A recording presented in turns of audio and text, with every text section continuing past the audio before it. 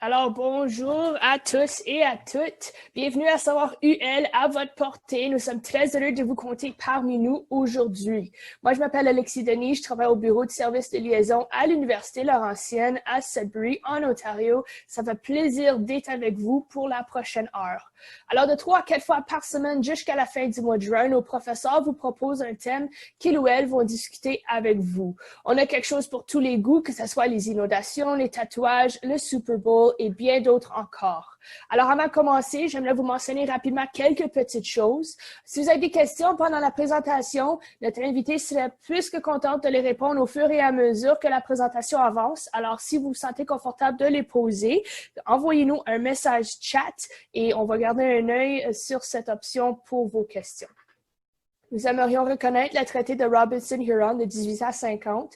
L'Université Laurentienne se trouve sur les terres traditionnelles des Premières Nations de Tecumseh et Anishinaabe et que la ville du Grand Sudbury comprend également celle des Premières Nations de Wahnapitae. Alors, écrivez-nous dans les commentaires dans quelle ville vous êtes, dans quelle année que vous vous retrouvez en ce moment. Et pour ceux et celles qui se sentent à l'aise, n'hésitez pas d'allumer votre caméra, mais gardez en tête que le webinaire est effectivement enregistré. Alors aujourd'hui, j'ai le plaisir de vous présenter le professeur Nicole Dubuc-Charbonneau. Nicole est gestionnaire du Consortium national de formation en santé, volet Université Laurentienne et consultant en performance mentale. Elle s'intéresse à la gestion du stress, l'épuisement et la psychologie du sport. Madame Dubuc-Charbonneau, la parole est à vous. Bonjour Alexis, bonjour à tous. Merci d'être parmi nous aujourd'hui. C'est un vrai plaisir d'être ici avec vous et de partager un peu d'idées par rapport à comment et pourquoi se fixer des buts. C'est sûr que le contexte de la présentation, c'est lors d'une pandémie, mais que la plupart des thématiques qu'on va discuter aujourd'hui s'appliquent dans notre vie de tous les jours et une fois que le tout retournera à un niveau normal. Et donc, je vais partager avec vous mon écran. Petite seconde. Je vais juste retrouver ma... Désolée, je dois juste ouvrir ma présentation.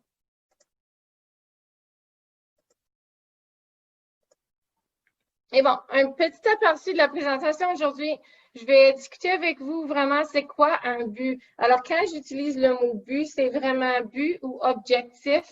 On peut utiliser les mots de façon un peu synonyme. Ensuite, je vais parler un peu du lien entre le bien-être et la fixation des buts. Alors, le pourquoi on fixe des buts. C'est quoi l'impact de la fixation de buts sur notre bien-être et puis comment notre bien-être peut aussi avoir un impact sur les buts qu'on se fixe. On va discuter vraiment de conseils pratiques. Alors, je vous recommande d'avoir avec vous papier et crayon ou que vous prenez des notes à l'ordinateur, puisque plusieurs des thèmes qu'on va discuter aujourd'hui, vous pouvez utiliser dans votre vie vraiment de tous les jours. Comme Alexis a mentionné, vous pouvez attendre soit à la fin pour poser vos questions, mais je suis aussi très ouverte de répondre à vos questions au fur et à mesure que je présente. Si vous voyez que c'est pertinent, n'hésitez surtout pas. Il n'y a pas de mauvaises questions. Si ça a rapport avec la thématique, je vous invite de les poser dans le chat. Et alors, je vous partage... Oh.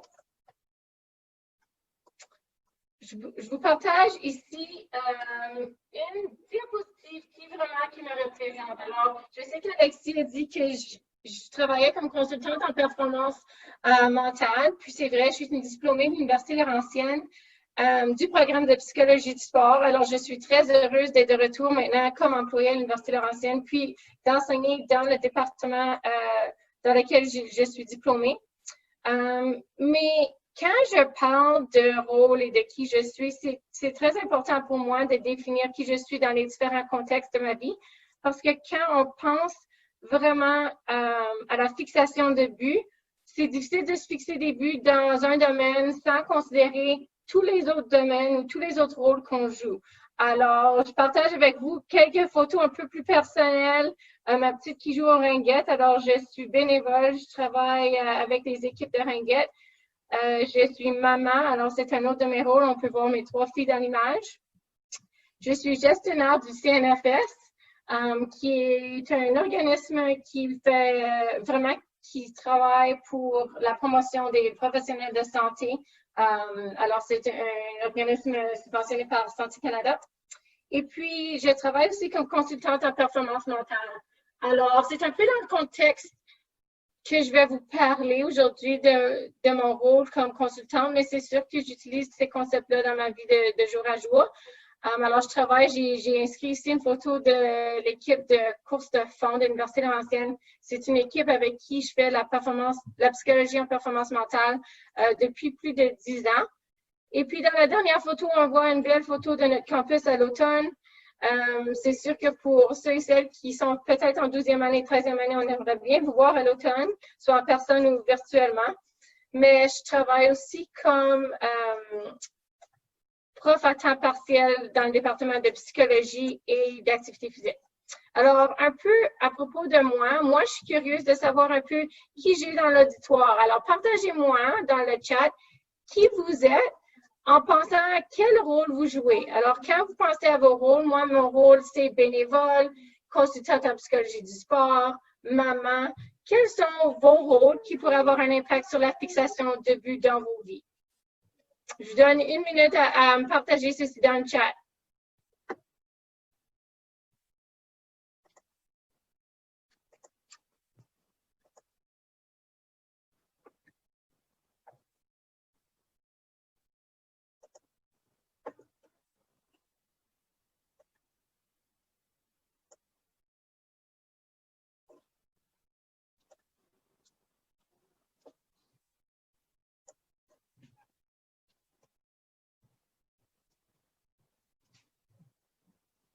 Alors, excellent. Je vois qu'on a plusieurs étudiants parmi nous, qui est vraiment le fun. Employé un magasin d'épicerie. Alors, si vous avez un emploi à temps partiel, c'est sûr que ceci aussi, ça fait partie de votre rôle, de qui vous êtes. Parfois, on se voit aussi comme amis, on pourrait se voir comme athlètes, musiciens. On a tous différents rôles. Puis quand on va parler aujourd'hui de la fixation de but, sachez que dans tous vos rôles, vous fixez des buts. Des fois, on est plus conscient. Des fois, on en est moins conscient. Alors, il y en a qui me disent toujours, puis je travaille avec des athlètes qui me disent, « Oh, moi, je fixe jamais des buts. C'est pas quelque chose que je fais. » Puis, en conversation, on réalise que, oui, on se fixe des buts. C'est juste pas toujours de façon formelle. Alors, aujourd'hui, je vais vous parler un peu de stratégie. Comment on peut vraiment se fixer des buts efficaces.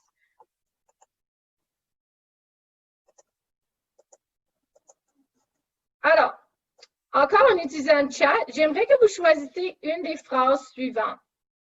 Dans le contexte d'un des rôles que vous avez partagé avec nous, soit aujourd'hui, je veux ou j'aimerais, cette semaine, je veux ou j'aimerais, pendant le prochain mois, cet été, c'est peut-être une pensée que vous avez eue récemment, c'est peut-être une pensée que vous avez eue aujourd'hui. Mais partagez-moi un peu, c'est quoi ces aspirations-là? C'est quoi les je veux que vous avez dans votre vie présentement?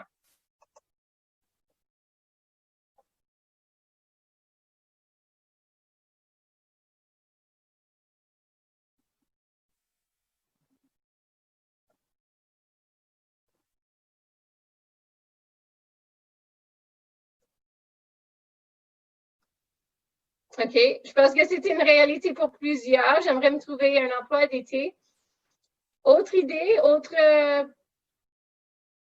désir?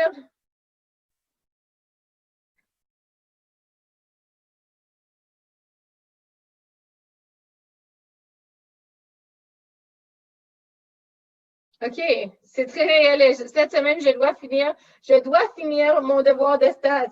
J'aime que vous avez dit que tu dois, pas que tu veux finir ton devoir de stats. Alors, c'est vraiment une réalité pour plusieurs. On dit je veux, soit verbalement ou dans notre tête, plus souvent qu'on le pense. Alors, je vais vous penser à la dernière fois que vous étiez sur les médias sociaux.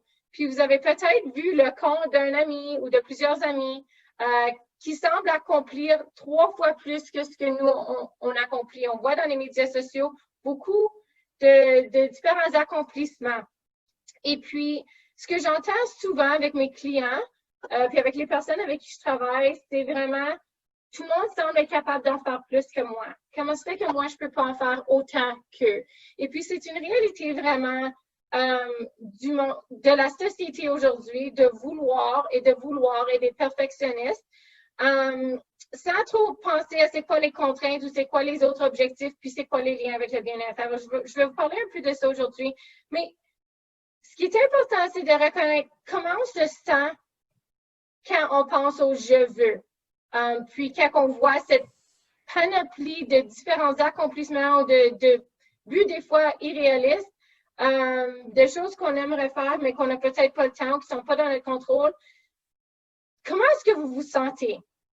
Alors souvent, ce que j'entends, il y a certains gens qui ça les motive de penser à toutes sortes de choses ou d'entendre toutes sortes de choses que les autres peuvent accomplir, ça leur donne des idées. Oh, j'aimerais faire ça, j'aimerais faire ça, ça leur donne un sentiment d'espoir. Mais pour autres, puis ce que j'entends souvent, c'est que ça donne aussi un sentiment d'insatisfaction ou un sentiment de peur de faillite. Alors, on dit, oh, j'aimerais faire ça, mais j'ai vraiment peur de ne pas réussir.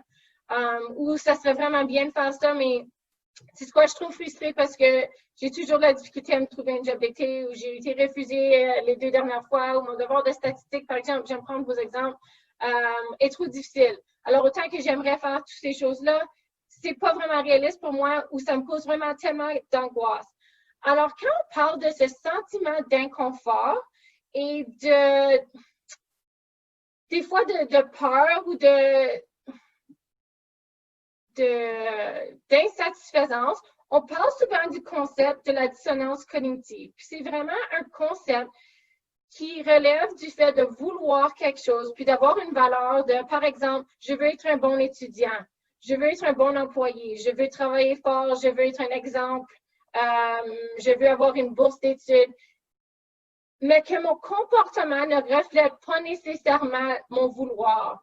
Alors oui, je veux toutes ces choses, mais par exemple, je veux réussir mon devoir de stats, mais je vais m'investir plutôt mon temps dans une série Netflix qui m'intéresse peut-être un peu plus. Alors, qu'est-ce que ça fait? Ça cause ce sentiment d'inconfort pour dire, c'est ce que je veux, mais c'est pas ce que je suis en train de faire. Et puis, cette dissonance crée souvent ça peut avoir 2 effets.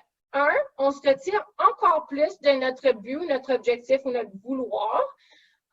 Puis l'autre, vraiment l'autre conséquence, c'est qu'on commence à agir envers ce but-là. Alors, j'aimerais que vous réfléchissiez pendant la présentation. Est-ce que vous avez ressenti ce sentiment de dissonance cognitive? Est-ce que c'est présent dans votre vie? Est-ce que vous avez un désir ou une valeur ou quelque chose que vous aimeriez accomplir, mais que vous n'êtes pas en train d'agir conséquemment, qui crée ce sentiment-là? Alors, si oui, pensez comment est-ce que j'ai réagi quand je me sentais peut-être mal à l'aise ou quand je me sentais découragée? Est-ce que j'ai agi? Est-ce que j'ai mis en place des stratégies pour accomplir mon but? Ou plutôt, est-ce que je me suis retirée du but? Est-ce que je me suis plutôt investie dans une autre activité puis repousser cela? C'est souvent ce qu'on a tendance à faire. Puis pendant la pandémie, encore plus. Puis je dis encore plus parce que souvent, les gens sont distraits par plusieurs différentes activités à l'intérieur de leur maison, ne sont pas dans le quotidien habituel. Et puis, ça fait en sorte qu'on a tendance à être distrait puis à choisir une autre activité plutôt que de poursuivre nos objectifs.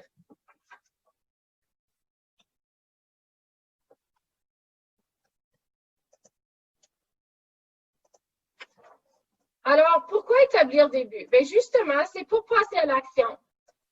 Si j'ai ce sentiment d'inconfort-là ou de dissonance, plutôt que de dire, sais-tu quoi, laisse faire, je vais faire mon devoir plus tard, je veux juste aller regarder ma série Netflix, comment est-ce qu'on passe à l'action? C'est vraiment en établissant des buts. Puis, un but, c'est vraiment la représentation psychologique de...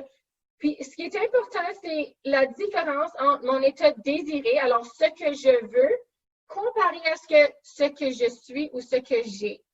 Je vous donne un exemple. Je pourrais dire, par exemple, j'aimerais par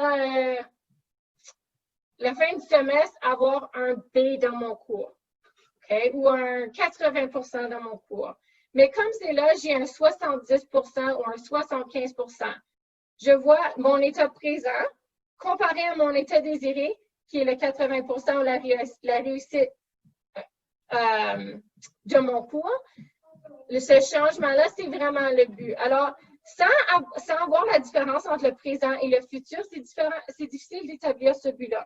Alors, les buts vraiment servent à motiver. Ça cible ton attention de ton état présent à ce que tu veux, puis comment est-ce que tu vas compenser, comment est-ce que tu vas vraiment te rendre de point A à point B. L'autre objectif ou l'autre comment est-ce que je pourrais expliquer? L'autre chose que les buts permettent de faire, c'est vraiment de persister. On le sait qu'il y a plusieurs obstacles. Puis dans la situation réelle du COVID présentement, le nombre d'obstacles semble souvent énorme. Et puis on se dit, sais-tu quoi, j'aurais voulu faire ça, mais il y a trop d'obstacles, il y a trop de bruit dans ma maison, j'ai pas accès toujours à l'ordinateur que je voudrais, je peux pas toujours aller faire les activités sportives ou j'ai pas accès à mes cours de musique comme j'aurais voulu. Alors, je vais laisser faire. Alors, quand on a un but, puis c'est un but qu'on peut contrôler ou qui est plus réaliste, ça nous permet vraiment de persister quand on voit qu'on a des obstacles plutôt que de dire laisse faire, j'abandonne. Alors, je vous lance un défi. Au début, je vous avais demandé de réfléchir puis de compléter une des phrases. Alors, aujourd'hui, je veux ou j'aimerais, ou cette semaine, je veux ou j'aimerais. Puis, remplace le mot veux par je vais. Puis, l'impact du mot je veux et je vais est énorme. Puis, j'aimerais que vous réfléchissiez à comment vous vous sentez quand vous changez ce mot-là. Parce que on vit dans une société qui est remplie de je veux. Puis je pense même à mes enfants, s'ils ne me demandent pas je veux, 15 fois par jour, je ne le sais pas, s'ils me le demandent une fois. Mais on se dit toujours je veux, mais le je veux mène pas à une action. Alors quand on change de je veux à je vais, on transforme notre pensée à une action. C'est vraiment la clé pour la fixation de but. Alors, je vous lance un défi la prochaine fois que vous vous dites aujourd'hui je veux ou cette semaine je veux, changez le mot à je vais. Puis ensuite, votre réflexion encore plus à comment. Puis c'est cette question-là qui est la plus importante. Je veux mène pas nécessairement au comment, mais je vais, ça pousse le questionnement à comment est-ce que je vais accomplir ceci. Alors, je vous lance vraiment ce défi dans les prochaines semaines, mais vraiment dans les mois à suivre aussi. Quand on se dit je veux, essayez de penser à je vais, puis comment je vais. Est-ce qu'il y en a qui ont déjà entendu parler, puis vous pouvez utiliser un thumbs up si vous voulez dans le chat, vous avez la fonction sur le Zoom. Est-ce qu'il y en a qui ont déjà entendu parler des objectifs SMART?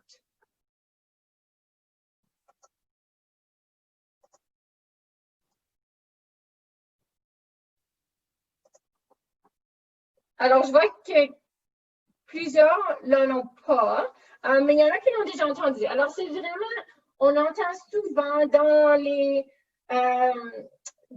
cours de coaching, d'entraînement, si vous travaillez vraiment dans le domaine sportif, c'est quelque chose qu'on discute souvent. On dit aux athlètes ou on dit aux performants, utilise des objectifs. Utilise l'acronyme SMART quand tu fixes tes objectifs. Alors, il y a vraiment 5 composantes à cet acronyme. Le premier, c'est S. S spécifique. Alors, l'objectif que tu te fixes, si c'est de compléter tes devoirs de statistiques, c'est quand même assez spécifique. Il faut que ça soit pas j'aimerais mieux, j'aimerais quelque chose qui serait pas spécifique, par exemple, ça serait je veux mieux faire mes devoirs cette semaine. C'est trop vague. Mais j'aimerais compléter mes travaux, mes devoirs de statistiques, c'est spécifique. Quelque chose qui est mesurable. Est-ce que les devoirs de statistiques, c'est mesurable? Oui, on peut cocher oui ou non. Est-ce que c'est accompli? Parfois, les gens ont tendance, surtout quand on pense au « je veux », d'établir des objectifs qui ne sont pas nécessairement mesurables. Puis quand ça ne l'est pas, c'est très difficile de persister ou d'être capable d'évaluer ton objectif si oui ou non tu l'as accompli. Ça, c'est une des clés. Est-ce que c'est atteignable? Alors, par exemple, si tu veux courir je vous donne un exemple, tu veux courir un 10 km, mais tu n'as jamais été capable de réussir de courir un 3 km, mais tu veux accomplir un 10 km par la semaine prochaine avec ton ami qui s'est inscrit pour une course. Est-ce que c'est vraiment atteignable dans ta vie? Ou est-ce que peut-être ça devrait être un peu plus réaliste? Est-ce que c'est réalisable? Puis est-ce que c'est réalisable dans le contexte dans lequel tu te retrouves? Alors, comme c'est là, on se retrouve vraiment dans un contexte de confinement qui maintenant commence à se déconfiner un peu. Mais est-ce que c'est réaliste ou est-ce que c'est réalisable d'accomplir cet objectif-là dans le contexte, puis étant donné les circonstances dans lesquelles tu te retrouves? Et puis en dernier, ton objectif devrait vraiment être temporellement défini. Puis quand on parle de temporellement défini, c'est vraiment fixé dans le temps. Alors, je vais retourner par exemple à la course ou au devoir de statistique. Je pourrais dire j'aimerais être capable de courir plutôt mon 10 km par le 1er septembre. Alors là, je peux mettre en place un plan d'entraînement où j'aimerais compléter mes devoirs de statistique par jeudi parce que je vais avoir vendredi congé pour faire autre chose. Alors, c'est vraiment être capable de mettre une date à ton objectif pour être capable aussi d'évaluer ton progrès. Ça, c'est super important.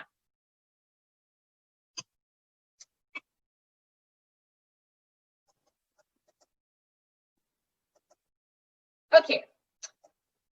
Qu'est-ce qui arrive si tu te donnes un objectif, puis ça arrive assez souvent, on te donne un objectif, tu atteins tous tes objectifs liés à ton objectif SMART, par exemple, avec nos travaux de statistique, ou peut-être notre course. Tu atteins ton objectif, mais tu te sens encore frustré avec l'école, ou tu te sens encore isolé de tes amis, mais pourtant, tu as atteint ton objectif.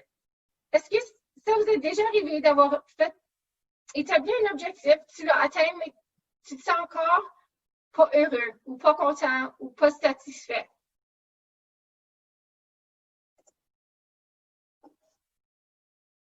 Vous pouvez inscrire votre réponse dans le chat, juste pour voir si c'est quelque chose qui vous est déjà arrivé.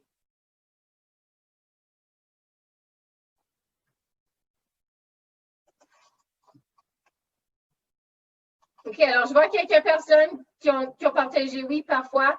Puis pour moi aussi, ça m'est arrivé. Ça arrive souvent lorsque je me donne un objectif. Pourtant, j'atteins mon objectif, puis je me sens pas nécessairement mieux. Je me sens pas nécessairement heureux ou satisfait. J'ai encore des contraintes importantes dans ma vie. Une des raisons pour laquelle ça arrive, c'est que souvent, on se fixe des objectifs.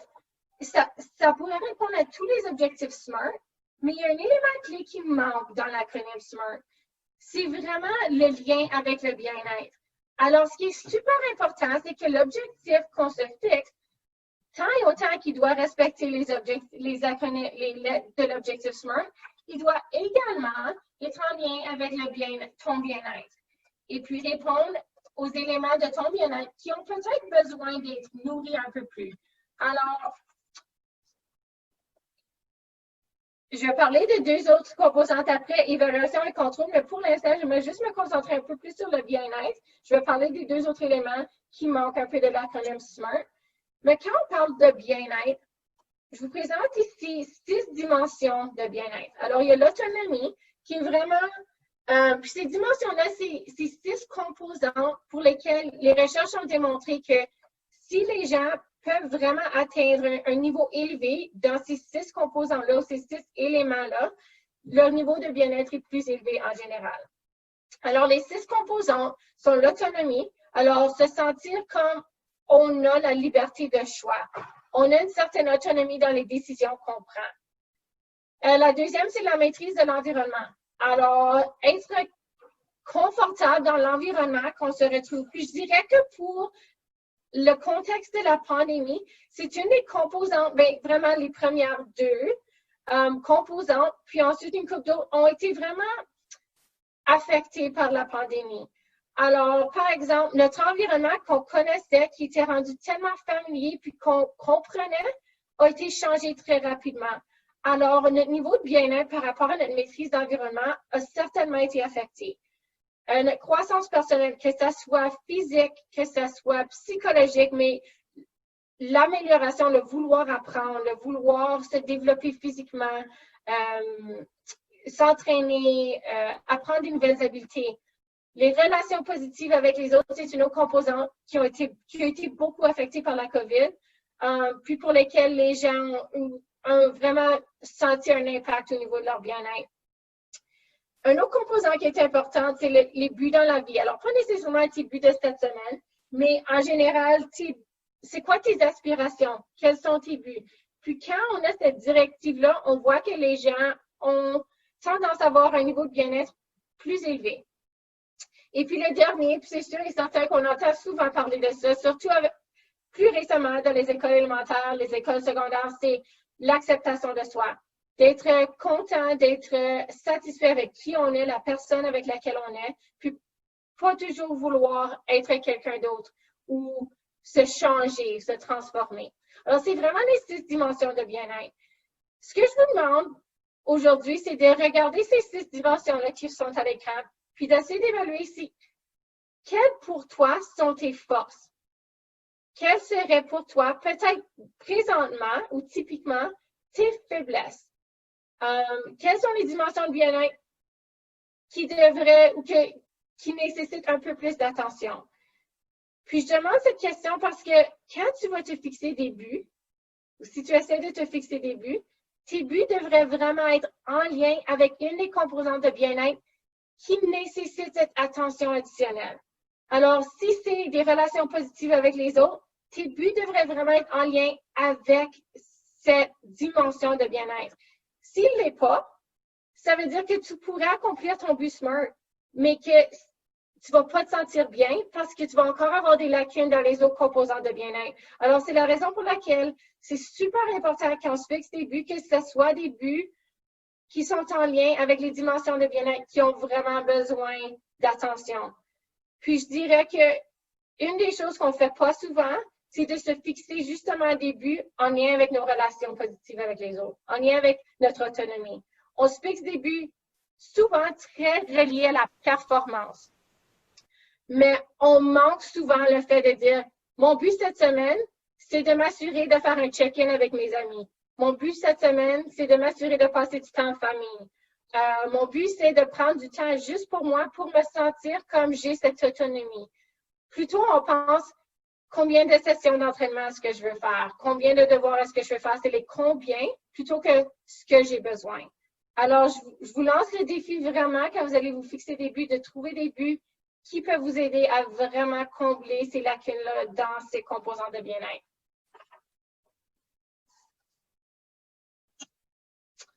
La prochaine composante qui n'est pas intégrée dans l'acronyme SMART, mais qui est super importante quand on se fixe des buts, c'est le niveau de contrôle. Vous avez peut-être vu cette affiche. Moi, je l'ai mis dans mon diaporama. C'est pas moi qui l'ai créé. Mais je l'ai vu circuler dans les médias sociaux depuis la pandémie. L'importance, quand on se fixe des buts, de se fixer des buts sur des éléments pour lesquels on peut contrôler. On a tellement hâte de retourner à la normale, puis de trouver des choses qu'on peut faire et qu'on peut contrôler. On avait tellement plus de contrôle avant. Mais si on se concentre sur les éléments pour lesquels on ne peut pas contrôler, ça peut devenir très, très décourageant, puis on abandonne nos buts pas mal plus rapidement parce qu'on va faire face à beaucoup plus d'obstacles. Alors, très important quand on est en train de se fixer des buts, vraiment de porter attention. C'est quoi les éléments de contrôle? Est-ce que je peux contrôler l'impact que je vais avoir? Est-ce que je peux contrôler la fréquence? Est-ce que je peux contrôler mes efforts envers la réussite de ce but? Puis souvent, la réponse est non. Puis si la réponse est non, ça serait de changer ton but ou de le modifier pour dire qu'est-ce que je peux faire à l'intérieur de ce but pour être capable de contrôler. Je vous donne un exemple. Si je voulais, par exemple, je ne sais pas, suivre des cours de yoga, par exemple. Je vous donne ça comme exemple. Je voulais suivre des cours de yoga, mais je me suis blessée. C'est peut-être pas dans mon contrôle. Oui, j'avais mis ça comme objectif, mais je peux plus accomplir les tâches que je voulais parce que j'ai maintenant une nouvelle blessure. Alors, je dois m'adapter. Au lieu de garder ou d'établir un but qui dit oui, je veux quand même travailler le yoga ou je veux quand même garder ce but-là.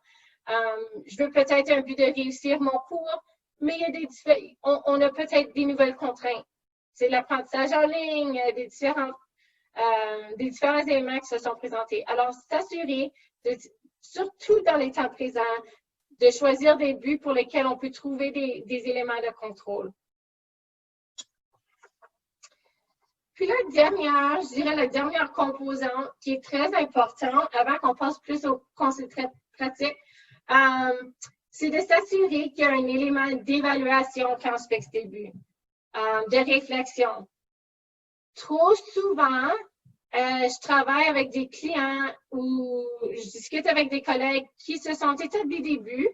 Et puis, ça m'arrive aussi parfois, on s'établit un but, puis on persiste, on travaille vers un but qui n'est pas en train de contribuer à notre bien-être.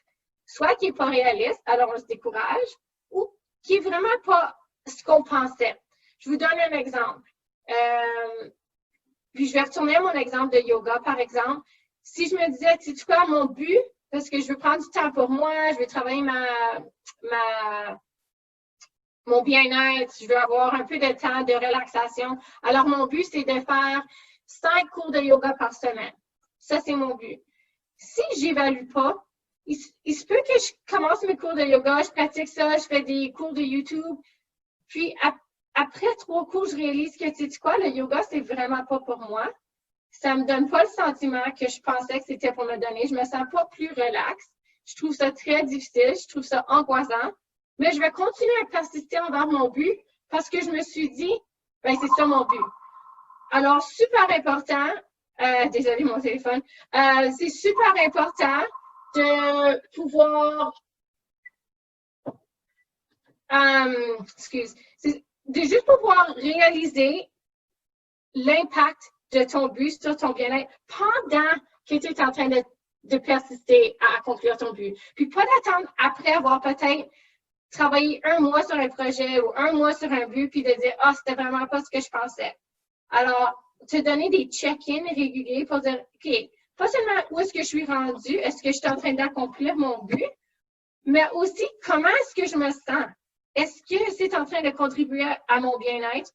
Et sinon, c'est correct d'abandonner un but. On a toujours l'impression qu'on doit persister, mais si le but n'est pas en train de contribuer à ce qu'on veut, puis notre bien-être, le plus important, c'est d'abandonner ou de modifier notre but. Parce que la raison d'être du but, c'est vraiment pour améliorer ton bien-être. Alors, je trouve que c'est quelque chose qu'on oublie souvent. On pense que si on n'accomplit pas notre but, on a failli, on n'a pas réussi.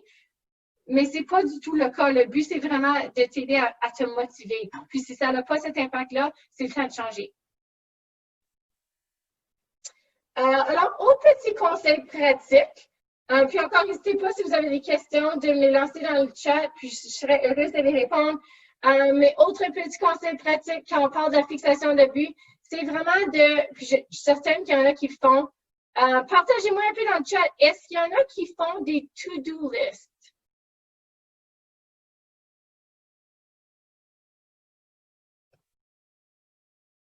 Oui, oui, oui. OK. Est-ce que vous faites des to-do lists? Peut-être rajouter, est-ce que vous faites des to-do lists au quotidien? Alors, quelque chose que vous faites à chaque jour. OK. Super. OK, je vois plusieurs gens qui me rajoutent que oui, à chaque jour, il y a des gens qui font des to-do lists. Alors, les to-do lists, ce qui est super intéressant, c'est que c'est comme des petits morceaux de ton but. C'est les pièces de casse-tête qui font en sorte que tu vas réussir ton but. On n'a pas souvent tendance à penser à nos to-do list de cette façon, mais si tu regardes l'ensemble de tes buts, de tes objectifs, les to-do lists que tu crées à chaque jour, puis vraiment, c'est idéal s'ils sont à chaque jour, c'est vraiment les morceaux puis les pièces importantes qui vont faire en sorte que tu vas réussir ton casse-tête, tu vas réussir ton but à la fin. Alors, c'est important que nos to-do lists, nos petites tâches quotidiennes sont en lien avec nos objectifs. Alors, si j'ai un objectif de courir un 10 km ou d'apprendre une nouvelle pièce de musique ou de passer plus de temps avec mes amis sur Zoom, alors ça devrait vraiment être filtré dans tes to-do lists. Tu devrais être capable de retrouver tes objectifs. Alors, si, par exemple, tu travailles peut-être 3 grands objectifs pour le mois, tu peux intégrer ces 3 objectifs-là dans tes to-do list quotidiens pour s'assurer que oui, je suis en train de travailler, je persiste, je veux vraiment atteindre ce but-là. Puis, on n'est pas en train de perdre de vue notre but général ou notre but global. C'est aussi super important de considérer nos priorités. Souvent, autant dans le temps des pandémies que non, on se retrouve avec « j'en ai juste 3 à faire, alors je ne sais pas où commencer, je ne fais pas un to-do list ». Quand on fait notre to-do list, il y a différentes façons de le faire. Tu peux numériser, tu peux mettre par ordre d'importance, numéro. Il y a des gens que je connais qui prennent des highlighters, des surligneurs en couleur, ceux qui sont plus importants, puis de vraiment te concentrer sur ces éléments-là, qui ne sont pas nécessairement juste importants pour la productivité, mais qui sont importants pour ton bien-être. Alors, quand je parle de priorité, ce n'est pas priorité pour qu'est-ce qui est plus important que j'accomplis, mais qu'est-ce qui est plus important pour mon bien-être dans le présent. Alors, c'est ça.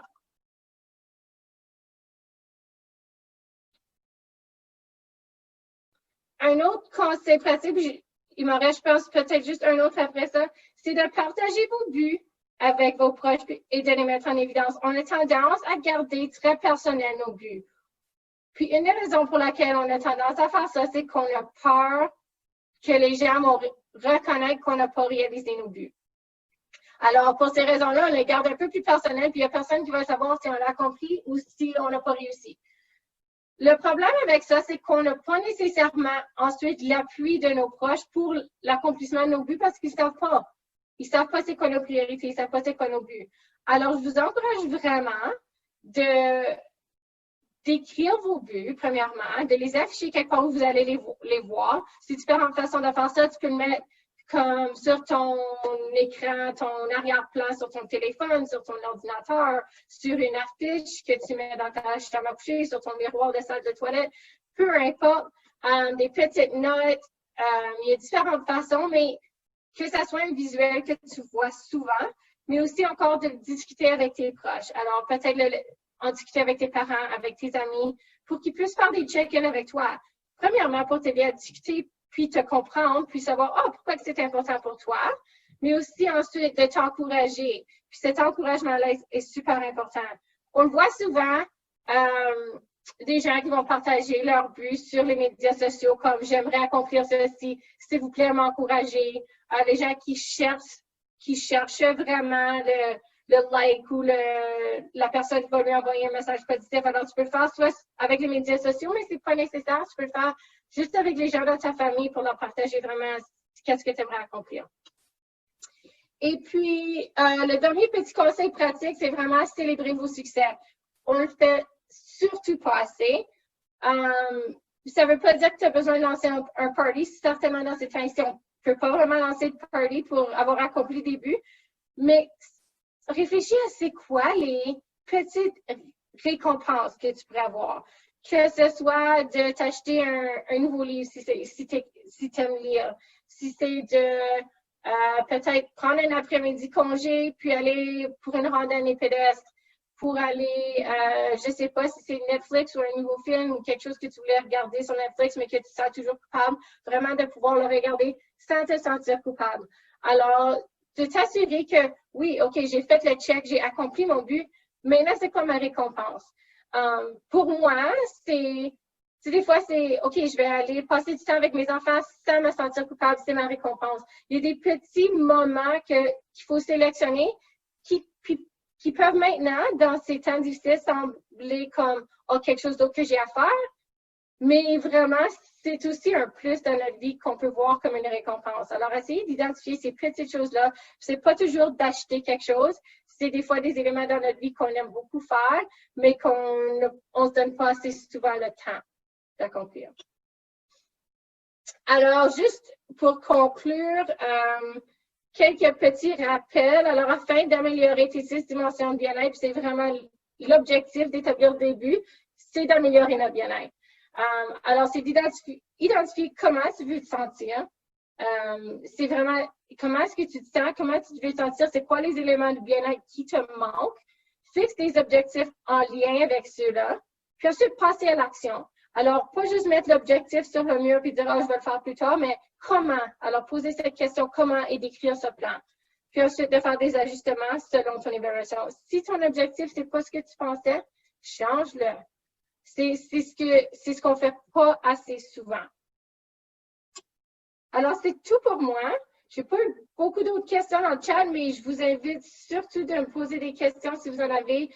Ça me ferait plaisir. Parfait. Merci beaucoup, Nicole. C'est vraiment intéressant. C'est vraiment des compétences absolument importantes à développer, que ce soit tout au cours de la vie, mais c'est aussi à garder en tête que c'est jamais trop tard, vraiment apprendre à se fixer des objectifs aussi.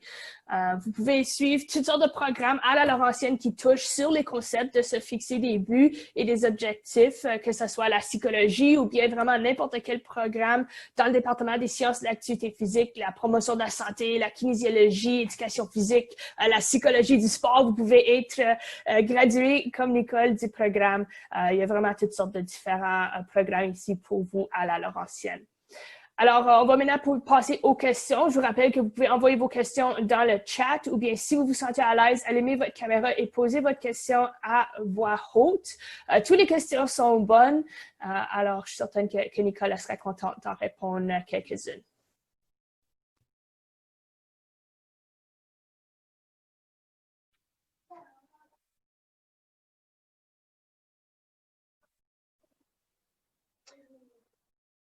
Alors, je vois dans le chat, il y a une question, y a-t-il des apps qui existent pour aider? Oui, il y a plusieurs, je pourrais peut-être vous en partager. Je les ai pas tout de suite avec moi. Il y a certainement des apps qui aident dans la fixation de but. Je dirais même que c'est pas nécessaire même d'aller à, je veux dire, tu peux certainement utiliser des apps, mais des fois, c'est juste aussi de se donner des rappels dans notre téléphone. Alors, il y a des apps plus sophistiquées, c'est sûr, mais des fois, moi, je vois ce qui fonctionne le plus parce que sinon, c'est d'aller dans l'app et de faire, des fois, c'est plus que ce qu'on veut. Mais c'est d'établir nos buts puis ensuite de se les donner comme rappel, alors plus comme un gestionnaire de tâches. Mais je peux certainement peut-être faire, si tu veux m'envoyer un courriel, Jonathan, je pourrais toujours faire un suivi avec toi puis t'envoyer quelques apps à recommander. Bonne question. Surtout avec l'évolution de la technologie de nos jours, il y a peut-être des choses plus favorables que d'autres à utiliser, mais c'est certainement à notre avantage, cette technologie-là. Est-ce qu'il y a d'autres questions pour Nicole? J'attends 2 secondes.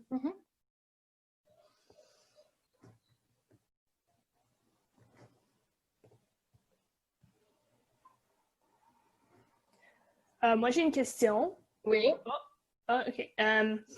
C'est qu'est-ce qui t'a guidé vers la psychologie du sport? C'est-tu des intérêts personnels? C'est-tu quelque chose que tu as découvert plus tard? Pourquoi la psychologie puis la psychologie du sport? Oui, c'est intéressant parce que j'ai été intéressée vraiment dans la psychologie. Je voulais devenir psychologue quand j'étais jeune au secondaire. Mais je voulais aussi devenir prof d'éducation physique. J'avais comme les deux en tête, puis je jonglais un peu, c'est un peu différent. Puis quand j'étais justement en 11e année, j'avais le programme de psychologie du sport a été lancé à l'Université Laurentienne. Puis on a reçu une présentation de quelqu'un de l'Université Laurentienne à notre école secondaire. Puis après la présentation, je savais vraiment que c'était pour être une passion pour moi, d'être capable vraiment de comprendre le pourquoi, le comment. Mais de travailler auprès des athlètes puis dans un contexte plus sportif. Ouais, merci. C'est toujours le fun quand on a la chance d'étudier nos passions puis de vraiment prendre davantage puis travailler envers un degré pour étudier nos passions aussi. C'est comme on dit ouais, c'est intéressant parce one. que mon orientrice dans le temps m'avait dit il y a un programme pour toi. Et c'est comme c'est exactement ce que tu veux puis ça va être lancé l'année prochaine. Alors, je me compte super chanceuse d'avoir été capable de suivre le programme. Oui, absolument. OK. Alors, s'il n'y a pas de questions, j'ai mis l'adresse courriel à Nicole dans le chat. Alors, sentez-vous à l'aise de lui envoyer un message si vous pensez à autre chose. Si vous avez des questions face au programme, peut-être c'est des prérequis, que vous venez du Québec, du Manitoba, du Nouveau-Brunswick ou même de l'Ontario, n'hésitez pas à nous envoyer un courriel au service de liaison info@laurentienne.ca. On a aussi un petit questionnaire que si vous avez 2 petites minutes à remplir, ça nous ferait très chaud au cœur, ça nous ferait plaisir. Alors, c'est tout pour aujourd'hui. J'aimerais vous remercier aussi. Oui, merci d'être là avec nous pour aujourd'hui, pour vos questions. Je vous rappelle qu'on a des webinaires de toutes sortes de variétés sur toutes sortes de sujets. Il y en a 3-4 à chaque semaine de midi à 1h. Visitez notre site web pour savoir l'horaire. Pour ceux et celles qui aiment apprendre davantage sur les façons dont le génie mécanique est au service du Super Bowl, joignez-vous demain avec nous à midi. Alors, bon après-midi et à bientôt.